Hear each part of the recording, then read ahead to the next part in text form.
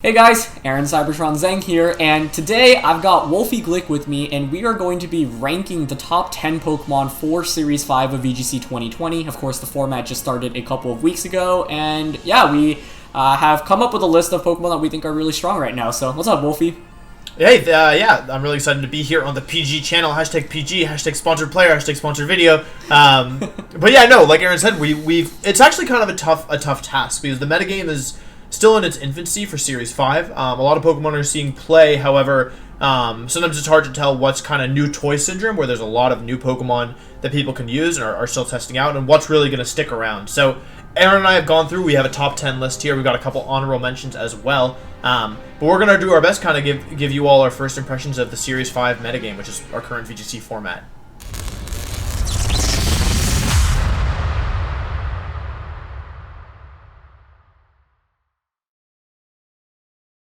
Before we get started with the top 10, Wolf, do you want to maybe let's first start talking about the honorable mentions list, the Pokemon that we thought were really strong but just didn't quite make the cut? We ended up leaving off the list, but we're going to include in our honorable mentions Indeedee. Indeedee is the Psychic Surge setter. It's the only Psychic Surge setter in the game right now, and is popular thanks to the new move Expanding Force, which powers up in Psychic Terrain, which Indeedee sets.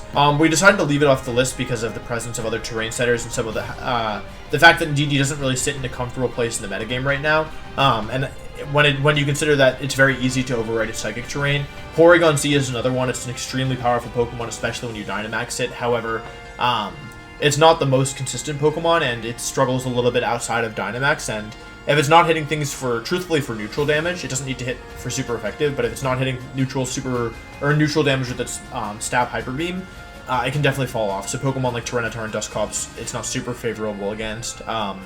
We actually ended up leaving Dusclops off the list. Dusclops has been kind of a main staple of VGC this entire format. We'll talk a little bit more about that one later, so I don't want to get too into it. Dusclops is a strong contender, though, for the list, and then actually the Pokemon we debated the most on, and the one that was the closest to being on our list, was Duraludon. Duraludon saw play in the beginning of the format and then fell off later. However, it is in a really nice spot in the metagame thanks to a lot of what's popular right now, and so we pretty strongly considered it putting it on. But yeah, Aaron, is there anything you want to add?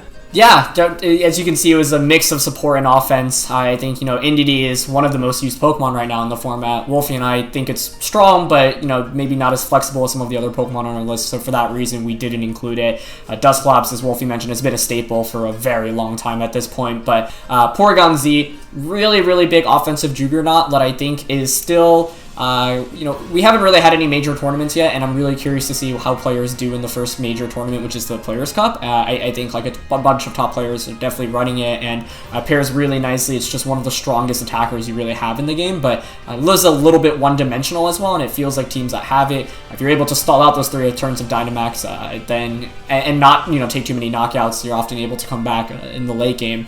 And Wolfey and I spent a long time debating about Duraludon. I think we both believe in it strongly, especially because a lot of other Steel-type Pokemon that were really common, like Excadrill or something like Durant, for example, both which counter Duraludon, have also kind of fallen out of the metagame. So not only does it have better tools because it doesn't have to go up against these really strong Pokemon, it also is just, Steel-type is still so valuable in this format, especially when you look at what's really, really common in the format. But those are Pokemon that we thought were really good. I think a lot of players will have many of those, especially things like Indeedee and Dusclops on their top 10 lists, but ultimately didn't make the cut for us. But let's get started with our actual top 10 list. Starting at number 10 on our list is Amoonguss. Amoonguss has been a staple in VGC formats, winning multiple championships throughout the years, and as one of the most consistent sleep inducers in this format, it is just super strong. Wolfey, maybe you can kind of walk us through the history of Amoonguss. Yeah, so I mean, Amoonguss is a Pokemon that it demands respect, and it's always demanded respect. I was talking to Aaron a little bit about this, but every single format that Amoonguss has been legal in, it's been a driving force, to say the least. It's won Worlds in 2011 and 2013, but even the formats where it doesn't win Worlds, it was an enormous player in these formats in 2014 and 2013. Amoonguss has one of the strongest moves in the game in Spore, and Amoonguss was actually so powerful that they've been nerfing Sleep and Spore for, well, ever since it was introduced, actually. It was made even stronger in Generation 8 thanks to the power of Dynamax, and Sleep being one of the only ways that you can kind of invalidate someone's Dynamax. So having the only 100% accurate sleep move in the game, I believe, in addition to Rage Powder, makes Amoonguss a threat in every format. It's an enormous player, and they actually buffed it this season even more so by giving it the move Pollen Puff, which I believe was Rabambi's signature move in the past. The way Pollen Puff works is it's a 90 base power bug move, I believe, maybe 95. If you use it on the opponent, however, if you use it on the partner, it serves as a heal pulse that can't be taunted. It actually heals 50% of your partner's health. So Amoonguss gains a very powerful support move in addition to its already kind of ridiculous arsenal. It's not a very flexible Pokemon in terms of moveset. You're almost always going to see Rage Powder, Spore, and Protect. The fourth move is pretty flexible. Wolfey mentioned Pollen Puff. Giga Drain or Sludge Bomb are both common moves as well, especially because Rillaboom is really common in the format, so having a super effective Sludge Bomb is actually quite nice against it because Rillaboom can't do very much damage against it. So that fourth offensive move, normally pretty flexible. And then in terms of items, you've got a lot of different ways to run it. Personally, I really like Koba Berry because there are a lot of Pokemon that like to use flying type attacks, especially for that Dynamax Airstream. You can also run something like Focus Sash, for example, just to guarantee hitting or surviving a super effective attacks because there are a lot of super effective attacks in the format. And then other items such as Papaya Berry to survive a potential super effective Psychic type attack, or Mental Orb for taunts coming often from something like Whimsicott, for example. So pretty much always defensive items to allow you to maybe survive an attack and get that Spore off. One Spore, especially against a Dynamax Pokemon, will often bring the game into your favor. Yeah, absolutely. The reason it's so low on the list, because we've made it sound pretty amazing, is just that it hasn't seen a ton of success so far, and it isn't necessarily in a super comfortable place in the metagame, but just truthfully because of its history and because of the toolkit that it has, both Aaron and I have faith in it, even though it hasn't had the strongest entrance into the current format. Number 9 on our list is Porygon 2. Aaron and I felt pretty strongly that either Porygon 2 or Dusclops should be on the list. They each have kind of unique things they bring to the table. Porygon 2 is a normal type Pokemon, meaning it doesn't have a lot of the weaknesses that Dusclops has. In fact, its only weaknesses to the fighting type, which in the current format isn't super popular as an offensive type, both because there's not that many good fighting type Pokemon, and also because its fighting is in a little bit of a weird spot based on what else is popular. In addition to that, fighting max moves are actually weaker than their base form in most situations. So rather than other moves get a boost, fighting moves typically get weaker or they don't raise to the same level. So thanks to Porygon 2's insane natural bulk and good typing, it's really hard to remove quickly. The reason we put Porygon 2 on the list over Dusclops is because although Dusclops has maybe better supportive moves and it's more consistent in Trick Room because of its ability to use Nightshade, which is consistent damage, rather than Porygon 2, which has to use Ice Beam, Thunderbolt, or Tri-Attack for kind of conditional damage, I'll say, depending on what it's hitting. Porygon 2 requires less setup to get Trick Room up. It doesn't necessarily always need Follow Me, it does not necessarily always need Fake Out or Intimidate, by virtue of its good typing and great bulk. And although Dusclops has the bulk, it's weak to a lot of the common Pokemon in the metagame. Tyranitar, Dragapult, Cinderace has Dark-type attacks. There's a lot of Pokemon that can hit Dusclops for super effective damage, which means it's not always the best at getting Trick Room up. So even though if you support it well, Dusclops maybe has a higher ceiling, Porygon 2 is more splashable on teams and requires less support to get going. Porygon was also a staple back in VGC 2017 as one of the premier Trick Room users, and for good reason. It's just really difficult to knock out.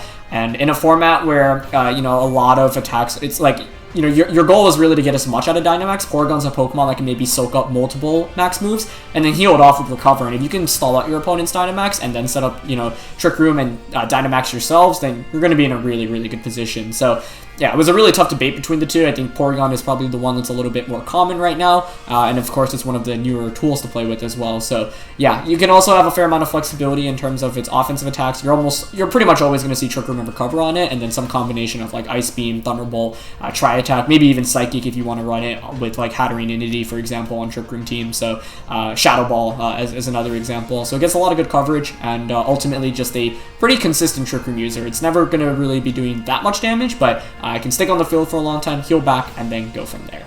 Going into number 8, we've got another kind of support-oriented Pokemon, but this time on the opposite end. We've got Whimsicott, and Whimsicott has been one of the premier Tailwind users ever since its introduction back in 2011 in Black and White, but it's even stronger now because of how the speed mechanics have changed. So Back in the day, you didn't really get the speed control applied immediately, so if you use Tailwind, your partner Pokemon wouldn't get that speed boost, but now if you use Tailwind, your partner Pokemon will immediately be faster. So that alone makes Tailwind even more viable. And then when you consider some of the strongest sweepers in the game, they're really fast offensive Pokemon that like to Dynamax immediately. So partner next to Whimsicott and a Tailwind on turn 1, it's pretty much impossible to outspeed Pokemon that are really strong, such as Cinderace or Dragapult. So Whimsicott's a Pokemon that has a lot of flexibility, takes advantage of that Tailwind. It's pretty much always will have Tailwind, but the scariest thing I think against playing Whimsicott is you never know what its 4 moves are going to be. And I think there's 10, 15 moves that are viable on it. Those of us who have played VGC for a while, like I always set Trick Room in front of Whimsicott. Like it's like I use Follow Me Trick Room, they taunt my Follow Me user. I'm always scared of Encore personally. I always feel like, oh no, if they Encore me, I might just lose the game here. So that's an option, although it's not as strong in a Dynamax format. I mentioned Fake Tears. Charm actually did really well. It won the first regional of the format. You could run Tickle. You could run Helping Hand, which I've seen a couple times. It's a very, very powerful and potent Pokemon. And like Aaron mentioned, the issue is you never know what 4 moves it has, and until you know, it's very difficult to plan around. Number 7, we have Incineroar, a Pokemon that, is kind of notorious in VGC. It had incredible usage last year in VGC 2019, and once it was added in VGC 2018, it saw very high usage as well. It's another great support Pokemon. It has the combination of Intimidate and Fake Out, which has seen a lot of success in VGC over the years. And this year they actually buffed it. They gave it the move Parting Shot, which is very, very, very powerful. It drops the target's attack and special attack by 1 stages, and then allows it to switch out. So Incineroar is kind of this phenomenal pivot Pokemon with great support moves and a great ability for supporting, and good defensive typing as well with Fire and Dark. Typically it runs a more supportive role, however, some people have run more offensive, and yeah, it's just kind of like a nice glue Pokemon. It can support Trick Room teams, it can support Tailwind teams, it can support teams that do whatever, like anything, because most teams will benefit from an Intimidate user, most teams benefit from Fake Out, most teams benefit from a Fire type, most teams benefit from Parting Shot.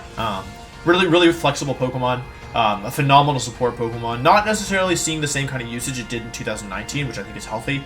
Has some competition with Arcanine as well. Some people are still running Arcanine, and I think there's a case to be made for both of them depending on your team. But overall, just a really bulky, really strong support Pokemon that's extremely disruptive. So, yeah.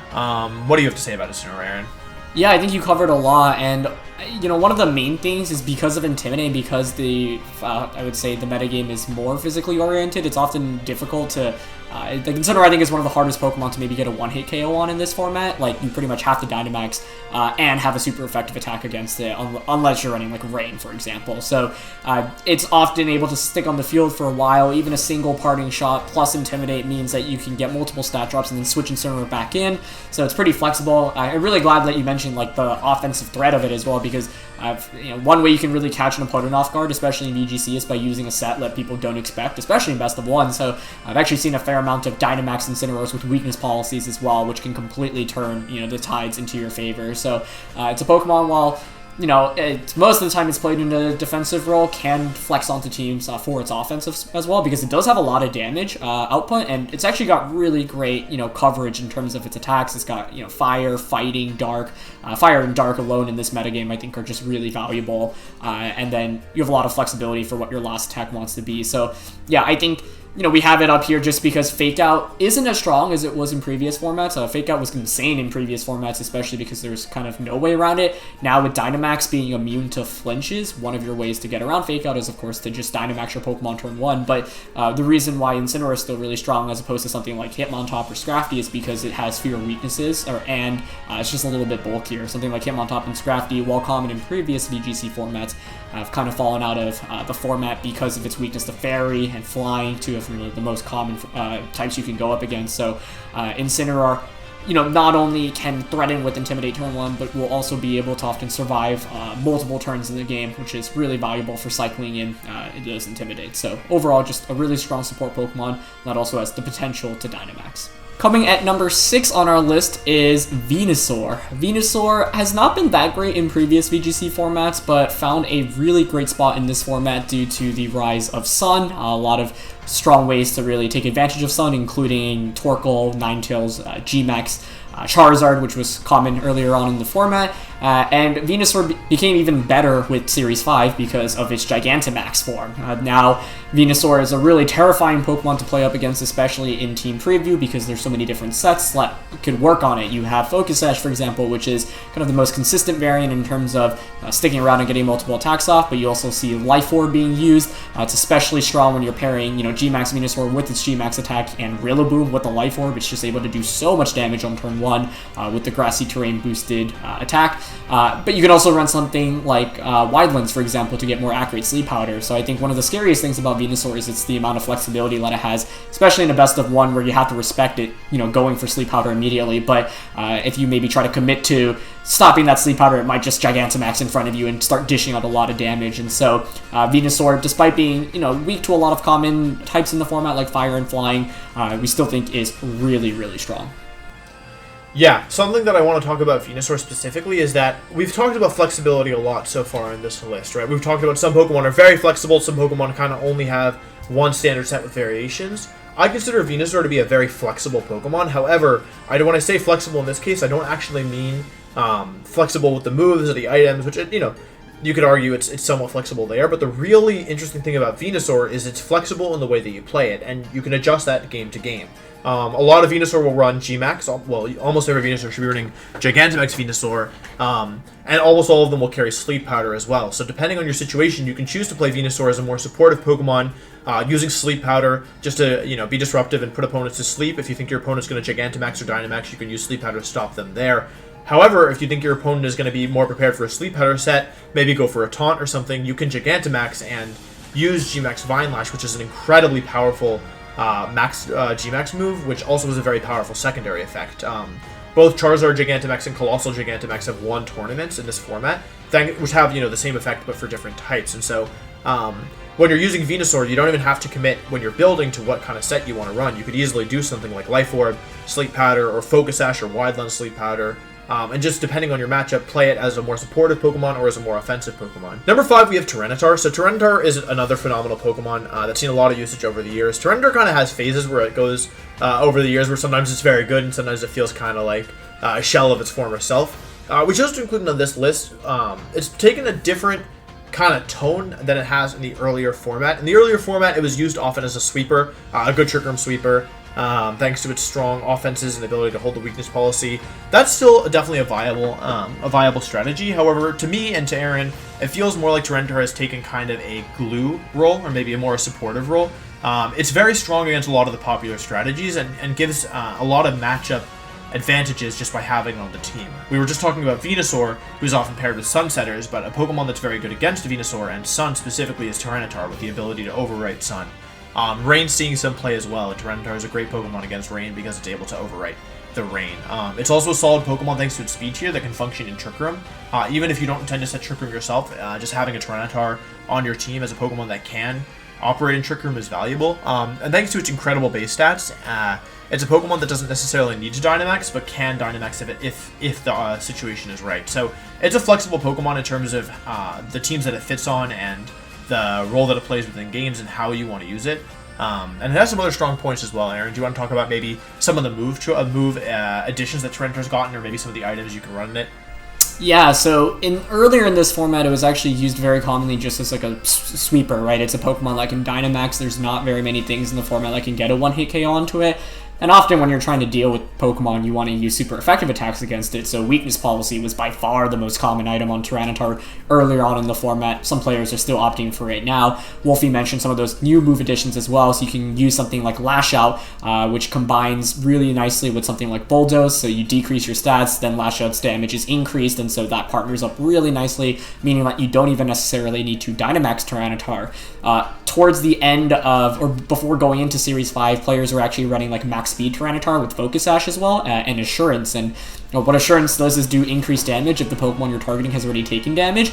So you could combo it with something like Cinderace or Dragapult, go for max Airstream, and then go for an Assurance on the same slot, and normally just pick up a KO onto anything. So like Wolfey mentioned, we think it's kind of fallen out in terms of using it as kind of like a carry of the team, and now it's often kind of slapped on specifically to deal with certain matchups. Tyranitar matches up phenomenally against, some teams, which Wolfey just touched on. And one thing that's really important as well is that speed is so important in VGC, right? And when you think of ways to increase your speed, you've obviously got Tailwind, Trick Room, and then you've got Pokemon that have abilities based off the weather. And so, similar to rain teams as well, normally these Pokemon that are really speedy with weather are kind of mid-tier speed without the weather. And so what you can do is use Tyranitar to enable a fast sweeper like Cinderace or like Dragapult and ensure that you can basically turn the tides and the speeds back in your favor by changing the weather. So yeah, because these strategies are still really common, weather is really common, Tyranitar kind of just fits on to counter those. It also pairs, it does pretty well against a lot of common Trick Room setters, especially that Dusclops we were talking about earlier.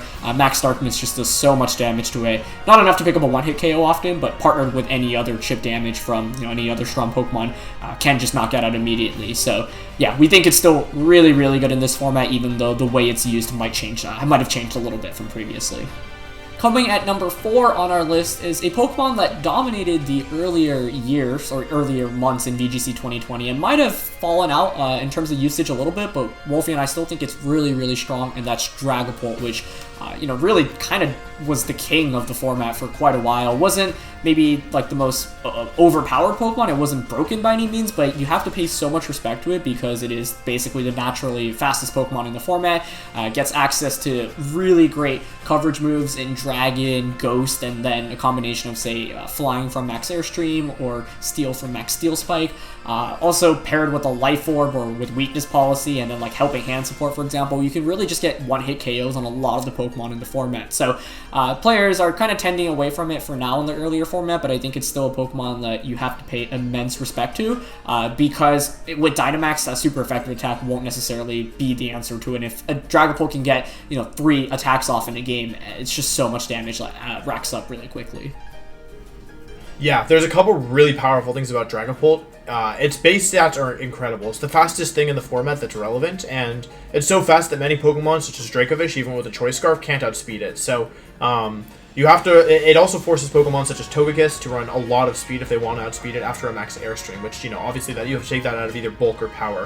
In terms of the items, Life Orb is pretty common, but so is Weakness Policy. We saw a lot of kind of priority attack to proc the Weakness Policy of the Dragapult from yourself, such as Shadow Sneak, Dusclops, or Quick Attack Sylveon, and then, yeah, once you have Weakness Policy Dragapult, you are incredibly powerful because, once again, you can't easily lower the stats.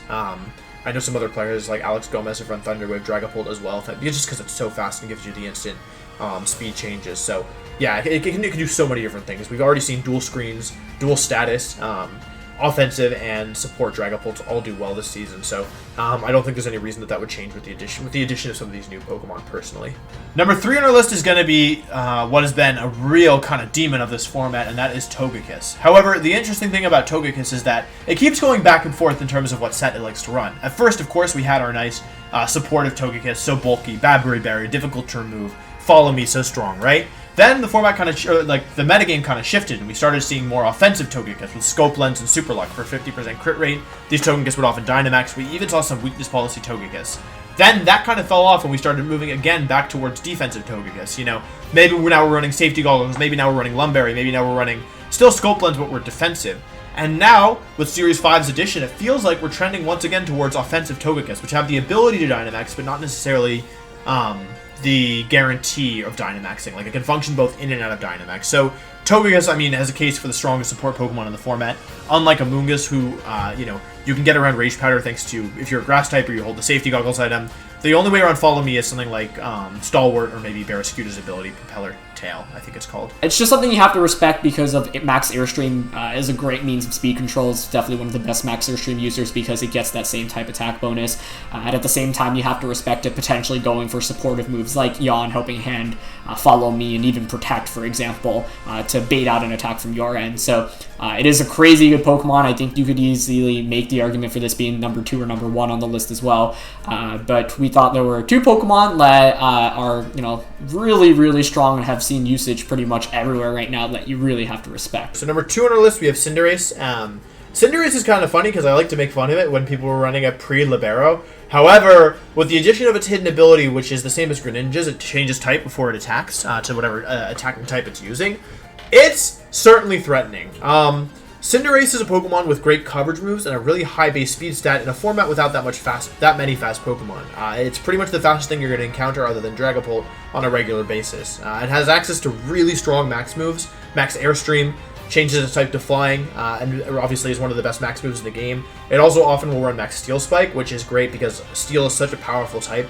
I was talking to Aaron before, and I said Cinderace is the best Steel type Pokemon in the game, and I honestly kind of believe that right now. Like, I'm half joking and I'm half serious because it's such a fast, Pokemon, and it changes its type before most opponents can attack it. And so the ability to change your type to Steel type and get a defense boost means your fast, frail Fire type Pokemon is all of a sudden somewhat bulky, somewhat hard to remove in a Steel type Pokemon. So there's that. It can raise its attack with Max Knuckle. It can hit these pesky Ghost type Pokemon in Dusclops and Dragapult, and also it can hit Indeedee with Sucker Punch and Max Sucker Punch, which is very powerful when you change your type to Dark. Yeah, it's a very powerful Pokemon, and you need to respect it. And although, unlike Dragapult, you can intimidate it, also unlike Dragapult, it can raise its attack if it chooses to use Max Knuckle. It's just very hard to nail down. It requires a lot of prediction of guessing which type it's going to turn into before you smack it. And if you guess wrong, for example, Excadrill versus Cinderace, you go for Max Quake and it uses Max Airstream. Oops, you did no damage. But if you use Max Steel Spike and it goes for Max Flare, or Max Steel Spike of its own, oops, so... The fact that it basically can change this type before moving is just so huge, and that's why, I think, Whimsicott's also a really strong Pokemon. Whimsicott and Cinderace is a very, very common combination in the format, and with that, you're pretty much saying, okay, it's very hard to guarantee me getting a super effective attack into a Cinderace, so even if you're running Weather, for example, like Tyranitar, Excadrill, or Rain with Politoed Kingdra, which could work, if, against Cinderace if they don't have Whimsicott, but adding Tailwind to the mix means that even if you're able to have your Weather up, they can still outspeed you after a Tailwind and then change their type so that they're not Fire type anymore, not take a super effective attack, and that's what makes it so scary, right? Traditionally in VGC, and in competitive Pokemon in general, Glass Cannons like Cinderace or Greninja from previous years, for example, you're able to beat them because okay, they're not going to be able to take more than 1 or 2 hits at most.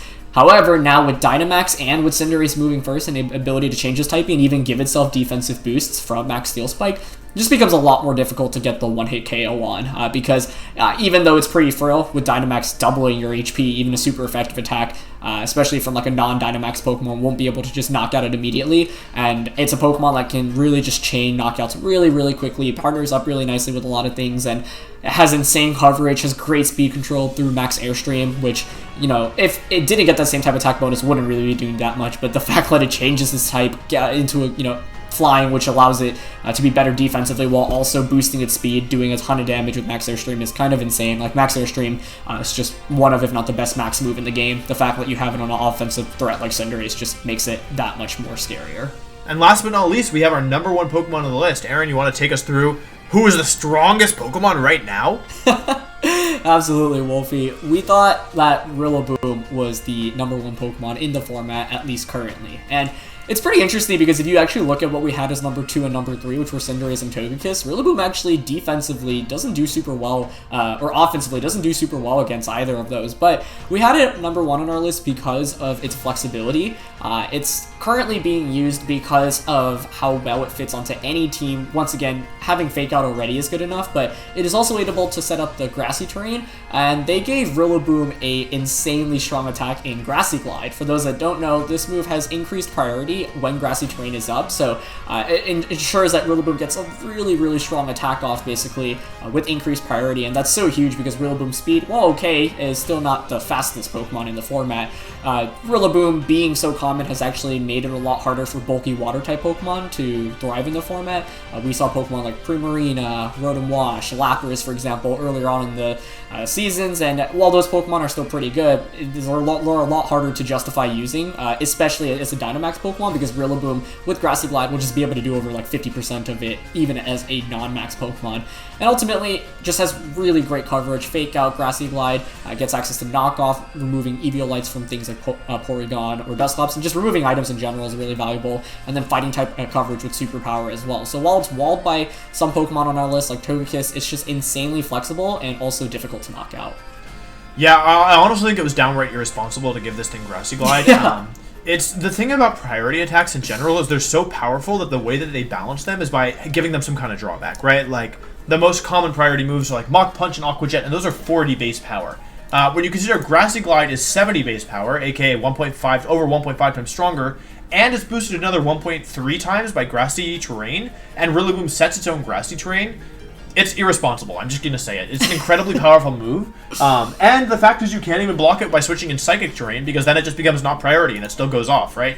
So it's very powerful, to say the least. And Rillaboom with its high base attack stat, and you know, flexibility in items. Some people are in Assault Vest to increase longevity. Some people I've seen Miracle Seed. I've seen Choice Band. I'm sure we might see Life Orb at some point. Because another thing we have to talk about, Aaron, is that Rillaboom actually gets a G-Max form, which makes all of its Grass-type moves 160 base power. Meaning you could have Stab boosted, potentially Life Orb boosted, potentially, you know, Grassy Terrain boosted, ability ignoring 160 base power max moves coming off while doubling Rillaboom's bulk and healing it at the end of every turn. So, to say the least, it's kind of a monster, and it's kind of, you might think, how is Rillaboom number 1, despite number 2 and 3 being Cinderace and Togekiss, who beat Rillaboom both defensively and offensively? And I think that should speak to Rillaboom, that we think that it's so strong that even with these other Pokemon that are very strong against it, it still just blows through them. Or, you know, it's still such a, I wouldn't say blows through them, but it's still such a powerful force in the metagame, that even with these Pokemon that kind of are counters to it, or look, on the, at least on the surface, with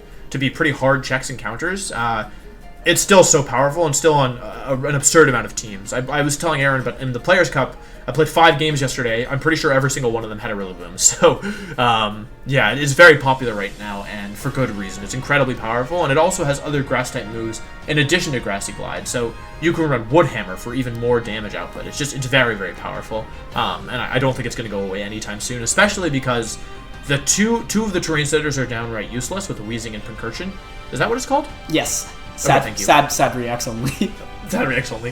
Yeah, Weezing and Pincurchin, and then we've talked about how Rillaboom, in the Rillaboom versus Indeedee war, Rillaboom wins. So not only are we playing in, it's like they gave us Tapu Bulu, and they're like, okay, we're going to buff Tapu Bulu, and also we're going to remove the other Terrain Setters. That's what it feels like to me, personally, and I like Tapu Bulu, so let's go.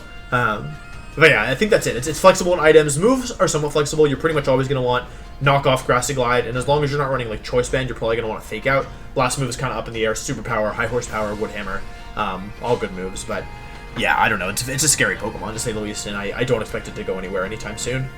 But yeah, I think that's all I have to say about Rillaboom. So Aaron, if you're done as well, I think we may have successfully completed the top 10 challenge. I think we have, and once again, tiering in Pokemon and ranking it's so one hard. Above another, it's like one of the hardest things to do, especially because people all have very strong opinions on what they think is good, what they don't think is good. But this was just the list that we rounded out with, and ultimately, I think once again, you could really make good arguments for jumping, like putting one over another, especially in that Rillaboom, Cinderace, Togekiss category. We had those as the top 3, but you definitely make an argument for any of those being the first over Rillaboom, for example. Yeah, well, if you made it this far, thank you very much for watching. Thanks to Panda Global for having us on the channel. # sponsored, # free product, # free Panda. And yeah, I think that's it. So if you like this content, please make sure to leave a like and subscribe to the Panda Global channel, and let us know if you want to see more of Aaron and I here. But I think that's all from us. So thanks for watching. See you next time. This has been Wolf Cybertron, Aaron Zang. Click. Goodbye. Bye-bye.